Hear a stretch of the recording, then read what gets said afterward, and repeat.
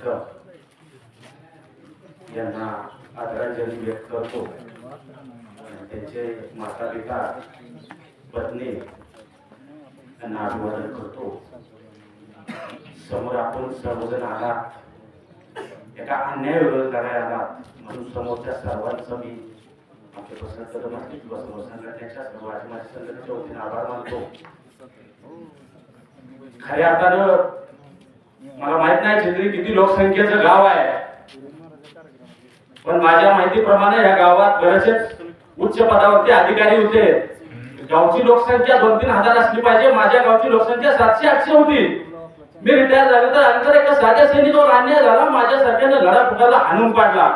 तुमच्यासारखं गाव जर 2-3 हजार लोक वस्तीत असेल, मला लय वाईट वाटतंय. जर त्याच्यावर अन्याय होत असल्याचे एखाद्या सैनिकावर जर गावातली माणसं गप्प बसत असली तर अन्याय करण्यापेक्षा ती बेकार आहेत असं म्हणाय काय हरकत नाही. आज इथं मी तुम्हाला म्हणतोय, मलाही वाईट वाटतंय, मी असं नाही बोलायला पाहिजे.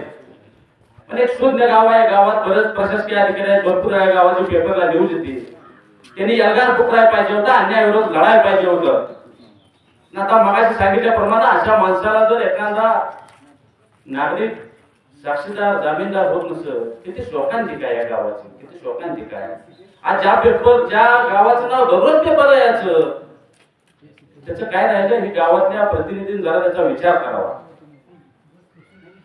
आज एका सैनिकावर त्याला लढायचं माहिती आहे, त्याला लढायचं माहिती आहे, त्याला लढायचं माहिती आहे, त्याच्यावर जर अन्याय होत असला, त्याची आर्थिक परिस्थिती मजबूत आहे, त्याला जगायचं माहिती आहे, त्याच्यावर जर अन्याय होत असता गावातल्या गोरगरिबांच्या इथं पुढे काय होईल ह्याचा विचार गावाने केला पाहिजे. सोडून द्या त्यांच्या कुटुंबाचं, पण तुमचं तरी बघा, एका गोरगरिबांना पुन्हा बाहेर निघणं अवघड होईल. त्या मायालेकी की तुमच्या आत्ताच मी आलो, येताना बरेचशाच मुली इथं शाळेला आले, तर मी त्यांना गाडीतून आणलं. जर तुम्ही असं गप बसला तर त्यांच्यावर दररोज अत्याचार झाल्याशिवाय राहणार नाही. माणूस मरणारा मरतच असतो, पण त्याच्यावर अन्यायावर लढा करा. एवढं मोठं गाव आहे, आता इथं बघायला गेलं तर गावातले 20% देखील लोक आले नाहीत. किती मोठी शोकांतिका आहे. आले नाहीत काय नाही, गावाला असं वाटत असेल गाव आम्ही जाणार नाही, पण आम्ही माझे सैनिक कायम लढू.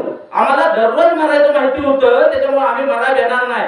रणजित निकमच्यावर हल्ला करण्याच्या गुन्हेगाराचा जोपर्यंत शोक समोक्ष लागत नाही तोपर्यंत आम्ही थांबणार नाही. हे अजिबात कुणी विसरायचं नाही. आज आम्ही शांततापूर्वक त्यांना श्रद्धांजली व्हायला आलोय, त्यांच्या पूर्ण कुटुंबाचं सांत्वन करायला आलोय. पण आमची मर्यादा संपली. त्यांच्या जर मारक करायच्यावर जर न्याय भेटत नसेल तर प्रशासनाला आमचा एक आव्हान समजा, प्रशासन समजून घ्यावं. त्यांना जर नाही जात तर आम्हाला वेगळ्या मार्गाने या रस्त्यावर उतरावं लागलं. एक सैन्यासाठी आम्ही जगत असताना 17-18 वर्षाची गोरगरीब कुटुंबातली मुलं जातात. मला सांगा, एखाद्या मोठ्या घराचा मुलगा सैन्यात गेलाय नाही गावामध्ये कुणाचा, कुठल्या आमदाराचा, कुठल्या सरपंचा नाही जातो. सर्वसामान्य शेतकऱ्याची मुलं सैन्यात जातात. तो 18 वर्ष दररोज मरून इथं आल्यानंतर त्याच्यावर असा अन्याय होत असला, मग काय तुम्ही सैन्यात सैन झाल्यानंतर त्याच्या अंतिम यात्रेत येताय का? आणि अंतिम यात्रा झाल्यानंतर परत त्याच्यावर अन्याय करताय का? म्हणजे खरं आमचा दुश्मन समोरचा नसून तुम्ही असं आम्ही समजायचं का? आणि या गावानं आज आम्हाला असं दाखवून दिलं, आम्ही सैन्यात नोकरी करत असताना ते आमचा दुश्मन नव्हता, तुम्हीच आमचा दुश्मन होता. आम्ही वेगळ्या दुश्मनाच्या लढत राहिलो असं समजायची वेळ तुम्ही आज आमच्यावर आणली आणि पुन्हा अशी वेळ आणली. या वेळेवर गावानं आज पण उठून लढा पुकारावा आणि रणजित निकम यांना न्याय द्यावा ही मी गावाला पुन्हा सर्व आमच्या संघटना असतील, आज माझे सैनिक असतील, सैनिकांचा परिवार असेल, यांच्याकडून एक विनंती करतो. आणि प्रशासनाला तुम्ही आमच्यासारखंच वेळ झाले, न्याय द्या ना. न्याय द्यायला काय होतंय, त्यांच्यावर चांगलं कडक गुन्हा लागवायला पाहिजे होतं. ते गुन्हा झालेला नाही, गुन्हा दाखल झाला नाही. किती गंभीर अवस्था आहे देशाची, वाईट वाटतंय. पण पुन्हा एकदा ग्रामस्थ असतील किंवा प्रशासन असेल, खास करून प्रशासन आणि ग्रामस्थाला मी आवाहन करतो, तुम्ही जर न्याय दिला तर आम्ही रस्त्यावर उतरायला तयार आहे. जर आम्ही देशासाठी मरत असेल तर आमच्यासाठी मरायचं आम्हाला चांगलं माहिती आहे. ती वेळ येऊ नये अशी मी प्रशासनाला विनंती करतो. जसं आम्ही देशसेवक होतो तसं तुम्ही समाजसेवक आहे, समाजसेविकाची भूमिका तुम्ही चांगली निभावी. शेवटी मी रणजित निकम यांच्या कुटुंबियांना सांगतो, आम्ही सर्वजण तुमच्या बरोबर आहे. आता म्हणणं फार सोपं असतं, त्यांचं पण बरोबर आहे. म्हणणारे आता थोड्या वेळा निघून जाणार, परत आमच्या बरोबर कोण नसणार. पण तुमच्या संकट काय, तुम्ही पुन्हा आमचे प्रसन्न कदम आहेत आणि संघटनाचे अध्यक्ष आहेत, त्यांना फोन करा. कायम आम्ही तुमच्यासाठी धावून येणार. पुन्हा एकदा प्रशासन असेल, ग्रामस्थ असतील, त्यांना विनंती करतो, समोर या, आम्ही तुमच्या बरोबर आहे. पाहिजे तर आम्हाला पुढे चालायला लावा, तुम्ही मागे चाला, पण आमच्या रणजित सारख्या भावाला न्याय द्या, न्याय द्या. आम्ही मी एवढं बोलून थांबतो, पण न्याय द्यायला तुम्ही थांबू नका, असे मी प्रशासन न्याय गावाला विनंती करतो. जय हिंद, जय भारत. भारत माता की जय. भारत माता की जय. धन्यवाद माने सर. कॅप्टन उत्तम चव्हाण सर, पाटण तालुका अध्यक्ष, त्याने आपलं 2 शब्दात मला विनंती करा.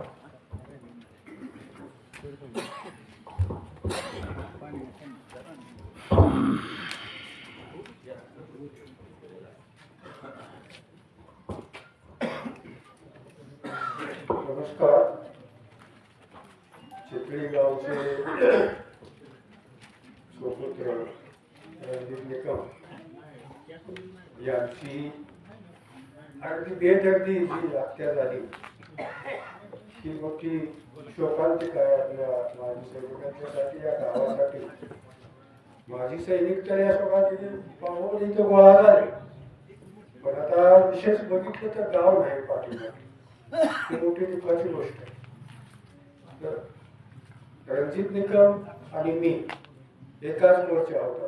मी पण एएससीचाच आहे.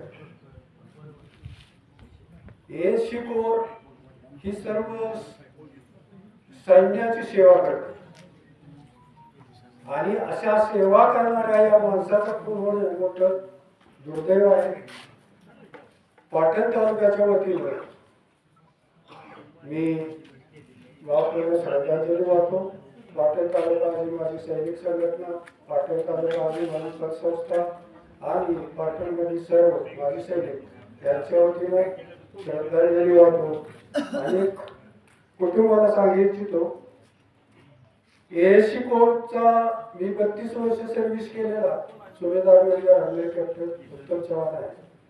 त्या एएससी कोर किंवा तुमच्या अधिकार संबंध आता याकडे त्यांना जी आपलं आयुष्य काढायचं आहे, सैन्याच्या कडून किंवा सैन्याच्या बाबतीत रेकॉर्ड करून किंवा रेकॉर्ड संबंधित काही काम असत तर मला जरूर त्यांनी सांगावं, मी ते काम बरोबर पूर्ण करेन असे मी त्याला पाहिजे.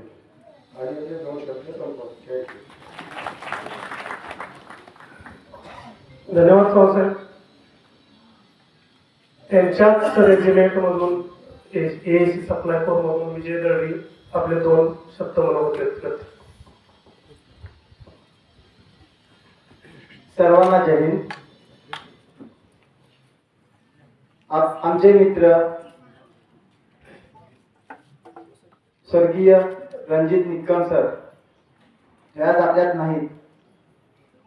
त्यांना आज आम्ही भावपूर्ण श्रद्धांजली वाहण्यासाठी आलेलो आहोत. तरी त्यांना आमच्या एएससी कोर कडून भावपूर्ण श्रद्धांजली वाहतो आणि त्यांच्या कुटुंबियांना वंदन करतो. आम्ही आपणासोबत हमेशा राहू, हमेशा राहणार याचं तुम्हाला आम्ही पूर्णपणे आज हा परिवार एवढ्या दुःखामध्ये आहे किंवा आम्ही सुद्धा इथे सगळे आलो पूर्णपणे दुःखामध्ये भावनेने भरून गेलेलो आहे. या ठिकाणी हा जो प्रकार घडला ही सर्व जिम्मेदारी ग्रामस्थ आणि प्रशासनाची आहे. जर काय एक दोन माणसांमध्ये किंवा कुटुंबामध्ये आपसी काही मतभेद असतील तर गाव लेवलवरती ह्या गोष्टी व्यवस्थित केल्या पाहिजेत. नाहीतर असे खून किती होणार. आज ह्यांचा झालेला आहे, उद्या अजून कोणाचा होऊ शकतो, परवा अजून कोणाचा होऊ शकतो.